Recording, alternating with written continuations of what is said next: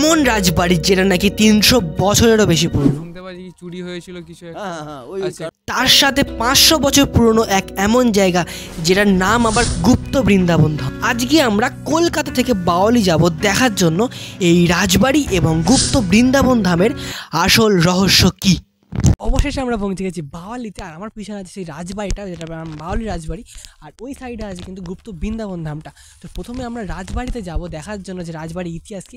চলো ফার্স্টে রাজবাড়ি থেকে যাওয়া যাক। বাওয়ালি রাজবাড়ির ইতিহাস সম্পর্কে যদি বলি, এই রাজবাড়ির রাজার নাম ছিল ঈশ্বর বিজয় কৃষ্ণ মণ্ডল। বাওয়ালি রাজবাড়ি হলো ভারতের বাংলায় অবস্থিত একটি 300 বছর পুরনো ঐতিহ্যবাহী প্রাসাদ। এটি তৈরি করেছিলেন মণ্ডল পরিবাররা, যারা মুঘল ও ব্রিটিশ রাজত্বকালে ধনী ব্যবসায়ী। কিন্তু এসব তো গুগলের কথা, আমরা এখানের কিছু লোকাল মানুষের জিজ্ঞাসা করে দেখব তারা এই রাজবাড়ির ইতিহাস সম্পর্কে কি বলে। অবশেষে আমরা এসে পৌঁছালাম কিন্তু সেই বাওয়ালি রাজবাড়িতে। ব্যাকগ্রাউন্ডে আছে আমার বাওয়ালি রাজবাড়িটা, দেখতেই পাচ্ছ। তো এবার আমরা এর কিছু ইতিহাস সম্পর্কে জানার চেষ্টা করব, কিছু লোকের কাছে জিজ্ঞাসা করব যে বাওয়ালি রাজবাড়ির আসল ইতিহাসটা কি, কোন রাজা থাকতো এখানে, আর রাজার নাম। বাওয়ালি রাজবাড়ির ভিতরে কিন্তু ভিডিওগ্রাফি বা ফটোগ্রাফি করা কিন্তু অ্যালাউ নেই। একমাত্র তোমরা যদি হোটেল বুক করে আসো তখনই কিন্তু অ্যালাউ আছে, কারণ এখন বাওয়ালি রাজবাড়ি পুরোপুরি একটা রিসর্টে পরিণত হয়ে গেছে। আচ্ছা দাদু, কিছু কোয়েশ্চেন ছিল। বলছে এই যে সামনে যে রাজবাড়িটা আছে না, এটার ইতিহাস সম্পর্কে যদি কিছু আমাদের সেরকম আমার জানা নেই, সেরকম কোনো কিছু জানা নেই।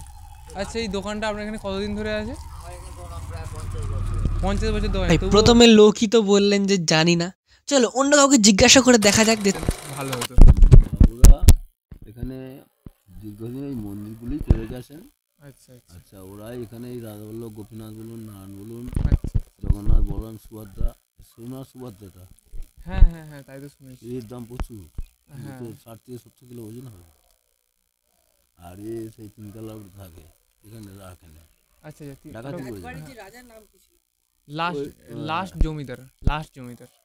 লাস্ট বলতে ওই একটাই জমিদার ছিল, ঈশ্বর বিজয় কৃষ্ণ মণ্ডল। এই এখানে কতগুলো সব জমিদার, ঈশ্বর বিজয় কৃষ্ণ মণ্ডল, ঈশ্বর যুগল কৃষ্ণ মণ্ডল, আচ্ছা সুকুমার কুমার মণ্ডল, আচ্ছা আচ্ছা আচ্ছা।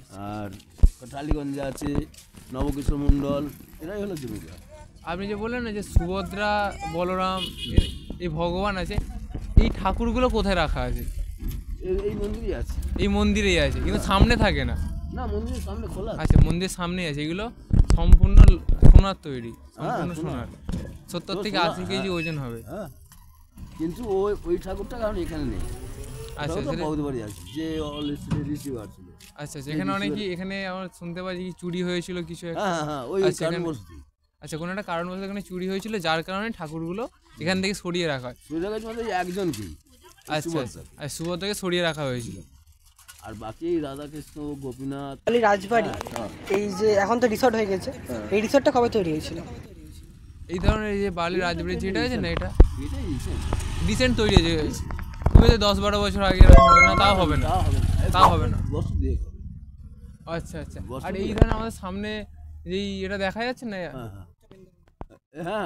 হ্যাঁ ঠিক তারপরেই আমরা যাব বাওয়ালি গুপ্ত বৃন্দাবন ধামে, আর সেখানে আজও নাকি খুব বড় করে দোল উৎসব পালন করা হয়। সেখানে গিয়ে আমরা দেখব বাওয়ালি গুপ্ত বৃন্দাবন ধামের আসল রহস্য কি এবং কেন এটার নাম গুপ্ত বৃন্দাবন ধাম রাখা হয়েছে। লাল কালারের ইটের, অনেক পুরনো পুরনো ইটে যেটা দেখানো যাচ্ছে না, এই ঘরটা কি অনেক পুরনো, তাই তো? এই ঘরটা অনেক পুরনো। হ্যাঁ, এই সব 200 বছর মন্দির, সব 200 বছর আজকে। আচ্ছা আচ্ছা, হ্যাঁ, ওগুলো সব এই আমাদের যেমন সেই পয়লা বৈশাখ বলুন গোষ্ঠ হয়। হ্যাঁ, তারপরে দোল পূর্ণিমা অনেক বড় করে এখানে, অনেকটা বড় করে এক ধরনের পুজো টাইপের হয় অনেক। তারপরে ধরুন এই রথের মেলায়, হ্যাঁ রথের মেলায় বাওয়ালির রথ আছে, এখান থেকে নিয়ে যেত সেই রথতলায়। এবার রথতলায় ওখানে 1 সপ্তাহ বাদে পুজো হবে, ঘুরে চলে আসবে, আবার ফের 1 সপ্তাহ বাদে যাবে, উল্টো রথ বলে। হ্যাঁ হ্যাঁ হ্যাঁ, সুতরাং ওই রথতলা থেকেই ঘুরে চলে আসবে। আচ্ছা। আর বাবুরা যেসব করে গেছে, মানে আমরা তো চোখে দেখিনি, আমাদের বাবার কথা শোনা যে স্বয়ং গোপীনাথকে গরম দুধ খাইছে ব্রাহ্মণ, দুধ ঠোঁট পুড়ে গেছিল। আচ্ছা, শোনা গেছে ভগবানের ঠোঁট পুড়ে গিয়েছিল। হ্যাঁ, গরম দুধ। আচ্ছা, এরকম শোনা গেছে। না, যেহেতু যে কথাগুলো রটেছে তার মধ্যে কিছু হলেও সত্য আছে, না হলে তো কথাগুলো রটতো না। তারপরে ধরুন 2টো চোর ঢুকেছিল, তাকে সমস্ত রাত মাথা হেড করে দিয়েছিল।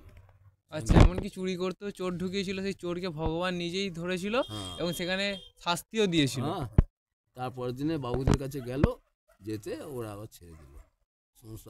দাদু যেখানে বললেন যে ভগবানের ঠোঁট পুড়ে গিয়েছিল অথবা চুরি করাকালীন ভগবান নিজে তাকে ধরেছিলেন, সেটার কোনো কিছু সত্যতা আমরা এই ভিডিওতে যাচাই করিনি, কারণ ভগবানের উপর সবার একটা শ্রদ্ধা বা আস্থা আছে, তাই এই আস্থার উপর কথা বলা আমার মনে হয় উচিত না। আচ্ছা দাদু, এর পরে কি বললেন দেখা যাক। এই কারণে বাবুদের বিশাল প্রতাপ ছিল, জুতো পায়ে দিয়ে যাওয়ার অধিকার ছিল, এতই ক্ষমতা ছিল ওদের, বিশাল ক্ষমতা ছিল। আচ্ছা, তাহলে কমসে কম 200 বছরের পুরনো জিনিসটা।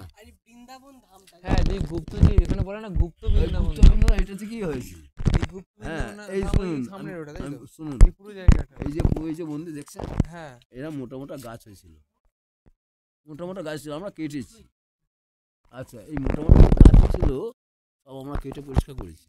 আচ্ছা আচ্ছা, এবার ওটা অন্তত 5 বছর কালের পর আবার এইদিকে আমাদের এই সব পার্টি হতে মমতা, হ্যাঁ, এটা পার্টি একটা ব্যাপার, এরা এসে এই সবগুলো করছে।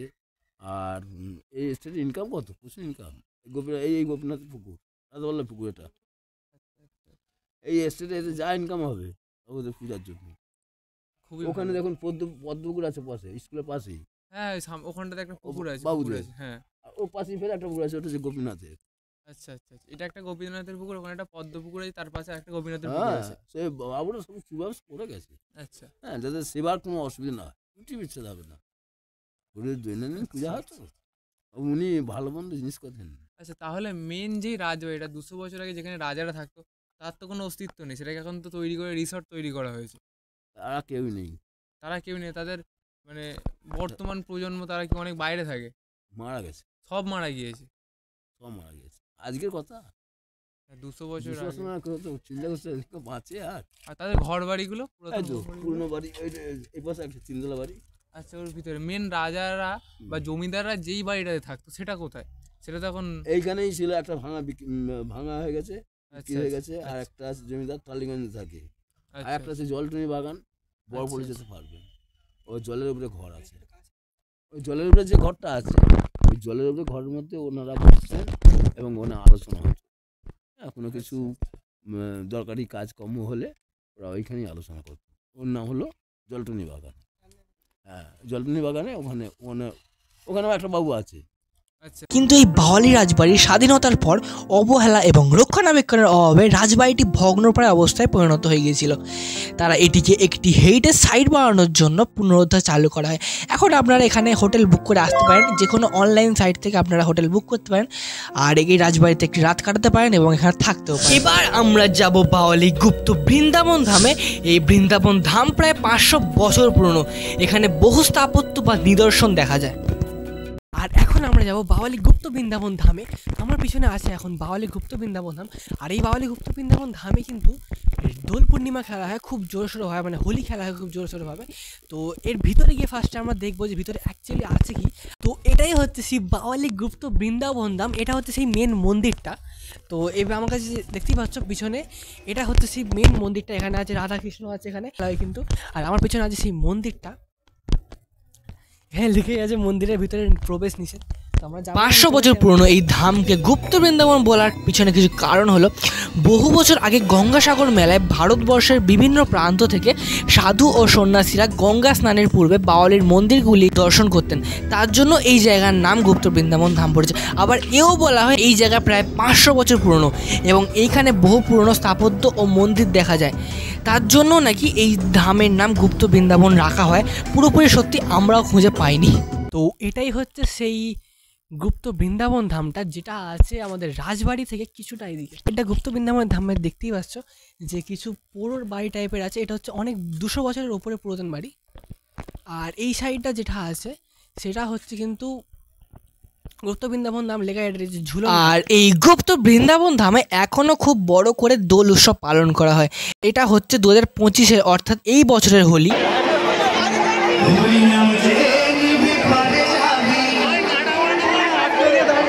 প্রায় লাখের কাছে মানুষ এখানে আসে দোল উৎসব পালন করতে। হচ্ছে ব্যাকগ্রাউন্ডে এইগুলো কিন্তু হচ্ছে যে মানে এই মন্দিরগুলো নতুন মন্দির, এইগুলো কিন্তু পুরাতন মন্দির না, কিন্তু পুরাতন যে বাড়ির স্ট্রাকচার ঘরগুলো আছে সেগুলো কিন্তু হচ্ছে পুরো অনেক, এই মানে ব্যাপারটা হচ্ছে 200 বছরের বেশি পুরাতন মন্দির এগুলো। বন্ধুরা, এই চ্যানেলটা যখন আমরা স্টার্ট করেছিলাম আমাদের একটাই উদ্দেশ্য ছিল যে যতটা আমাদের পক্ষে সম্ভব তার থেকে আরেকটু বেটার কন্টেন্ট তোমাদেরকে দেওয়া। তো এটা আমাদের প্রথম চেষ্টা ছিল। কেমন লাগলো জানিয়ে দিও, আর ভালো লাগলে লাইক করে দিও, সাবস্ক্রাইব করে দিও। চলো আজকে ভিডিও এই পর্যন্ত ছিল, বাই। ভালোবেসে সখী নিভৃতে যতনে